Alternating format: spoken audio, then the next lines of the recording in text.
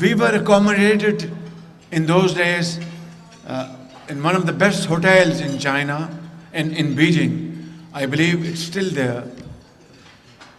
And then from Beijing, we were taken to Shanghai. And from Shanghai, we were taken to Canton. Now it's called Guangdong. And after our visit was completed, the then ambassador of Pakistan in China invited us over dinner and invited comments from all of us about our feelings and assessment about China. Everybody shared his personal experience. And when my turn came, I said, Mr. Ambassador, my feeling about China, I can express in one sentence, and that is, China is suffering from success and not failure. He said, Mr. Shehbaz Sharif, what do you mean by saying China is suffering from success and not failure? I said, Mr. Ambassador, China has just launched satellite in the orbit. It's a great success story. China has been able to provide food, housing, education, medical treatment to all its citizens. It's a great success story. China, through its centralized planning system, has ordered to manufacture so many thousands of tractors and machines, and these are being manufactured. He said, please explain what you have said. I said, I've explained everything. He said, I didn't understand exactly what you mean. I said, China's massive success story is in providing basic needs of life to its people here in Beijing, Shanghai, and everywhere. If you ask me that there are not many limousine cars on the roads of Beijing, there are buses and bicycles, I said, it is not something surprising, because China is developing and making hard efforts to become a great country. Therefore, China is conserving its resources by not purchasing limousines and expensive cars, but investing in its youth, in education, in health, and in providing modern techniques to industry and agriculture to become a giant in few decades time from now. That is 1981. My very dear Chinese brothers and sisters, that was 1981. And today we are in 2024. It is a journey of more than 40 years. And imagine, I didn't know at that point in time that China in 2024 would be the world's second largest economy and the world's second largest and mightiest military power on the face of the earth. Ladies and gentlemen, many 100 years ago, in a small Chinese village, a young boy was trying to clear a path to reach his village to close the distance and reduce the distance, and he was using a shovel. An elderly Chinese person was passing by and asked this young boy, "What are you doing?" He said, My village is there, and we have to go through a long way to reach our village.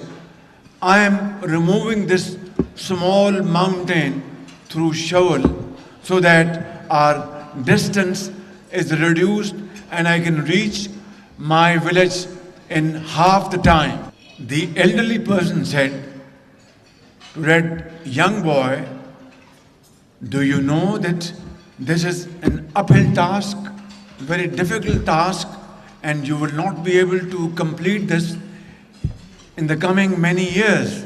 He said, "Yes, I know this. It is a very difficult task, but I will keep on doing it. And if I die, my son will do it. And if my son dies, my grandson will do it. And one day we will halve the distance to reach our village." Ladies and gentlemen, this is the greatest of stories of struggle, hard work, untiring efforts, blood and sweat, which has made China today a great country on the planet.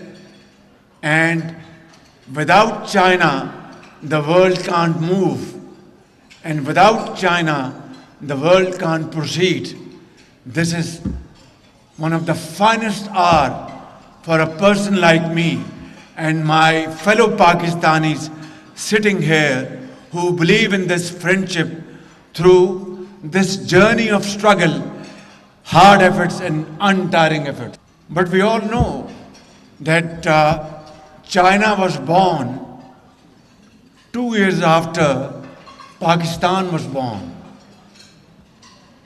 But today, China's trade runs into trillions of dollars, and Pakistan's trade is still hovering around 30-40 billion dollars in terms of exports. China today excels in information technology, in artificial technology.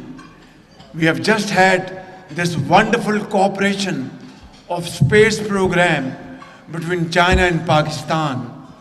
But in terms of Pakistan's progress and Pakistan's prosperity, I think it will be unfair to myself and to my fellow Pakistanis sitting here along with my Chinese brothers and sisters.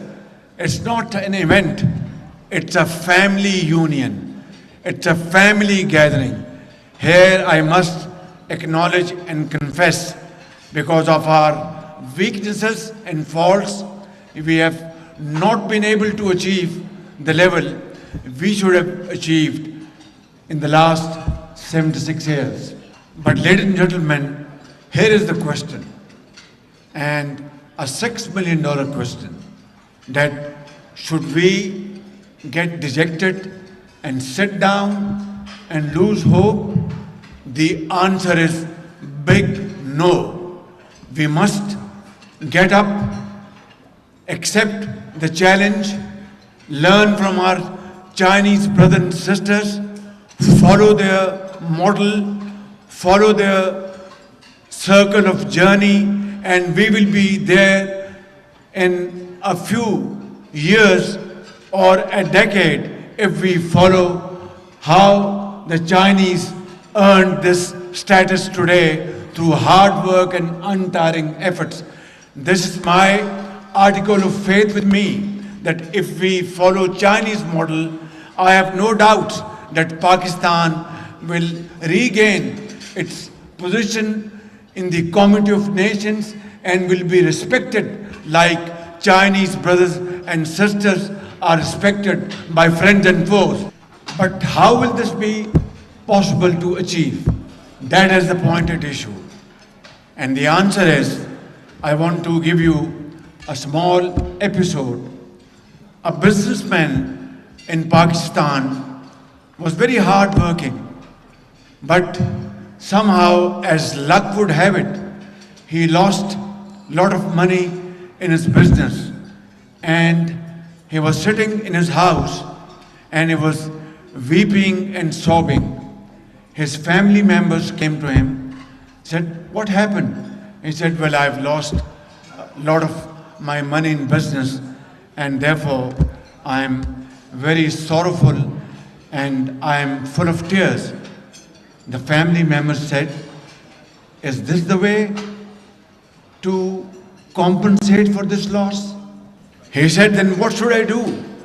The family members said, "Have a heart, stand up, we will work with you, we will support you, and maybe fortunes will turn around and not only you will be compensated for the loss of the past, but you will make profits in the future." So ladies and gentlemen, and especially my Chinese brothers and sisters, we are not weeping, we are not sobbing. We have accepted the challenge, and ever since I have landed in this great country, I have been further emboldened by your great success story. We will follow your model, we will work hard, untiringly, we will put our blood and sweat and make Pakistan a great country.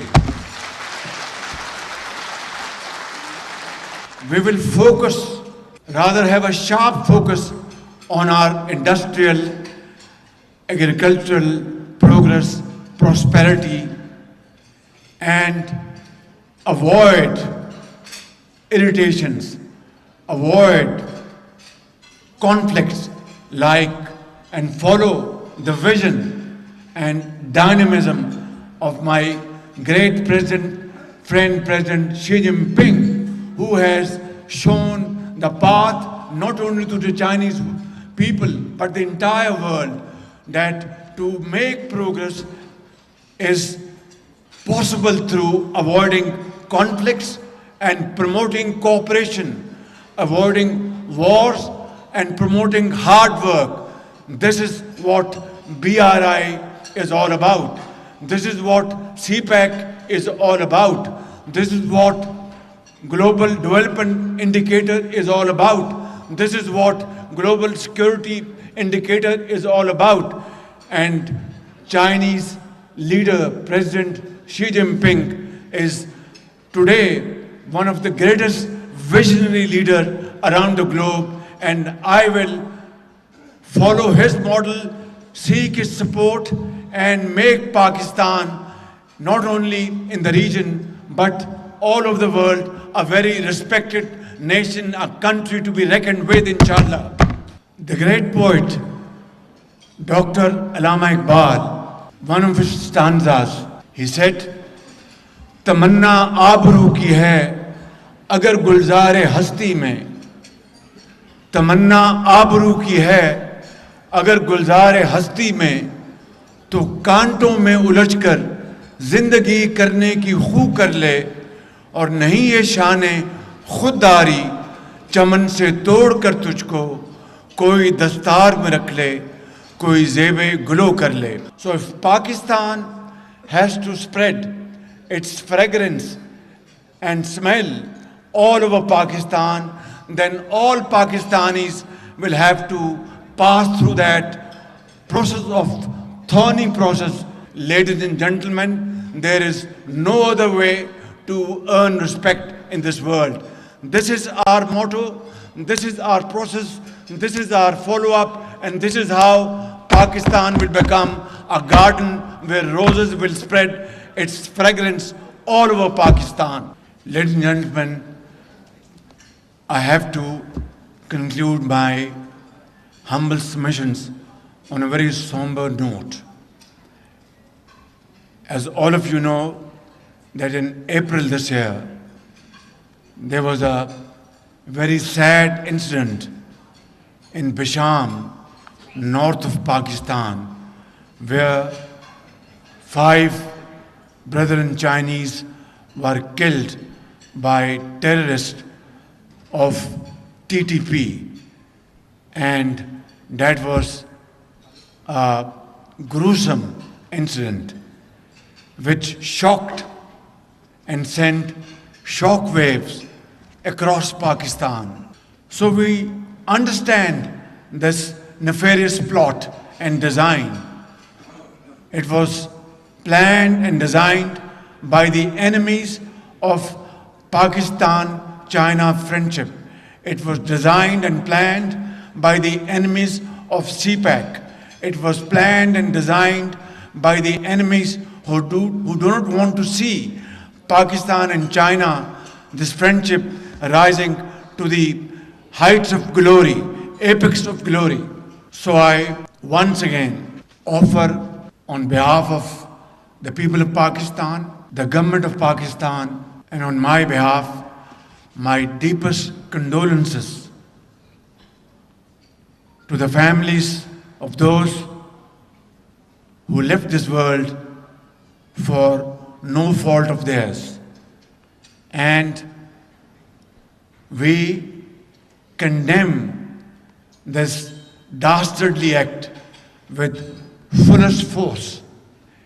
And I want to make a solemn pledge in front of you that as a human being and whatever is humanly possible, we will put in place all those measures, security measures, all those arrangements in place to protect the lives of every Chinese citizen in Punjab, in Sindh, in Balochistan, in KP, in Gilgit-Baltistan, and in Azad Kashmir.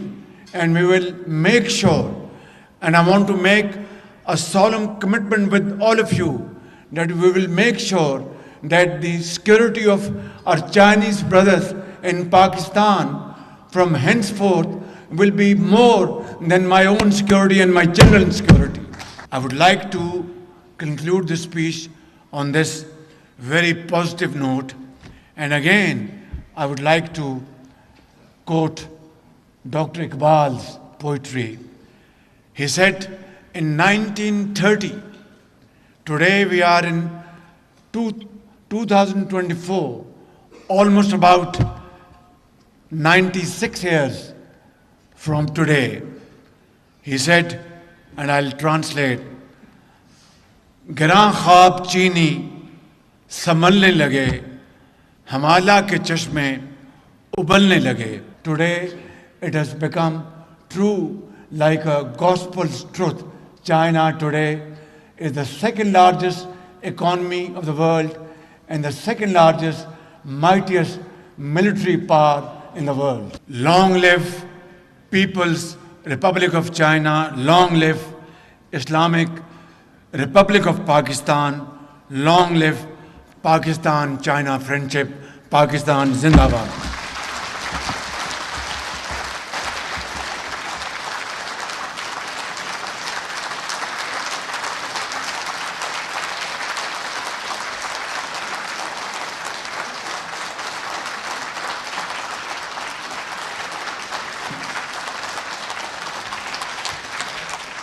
वज़ीर आज़म मोहम्मद शहबाज शरीफ का पाक China friendship and business reception से खिताब. उन्होंने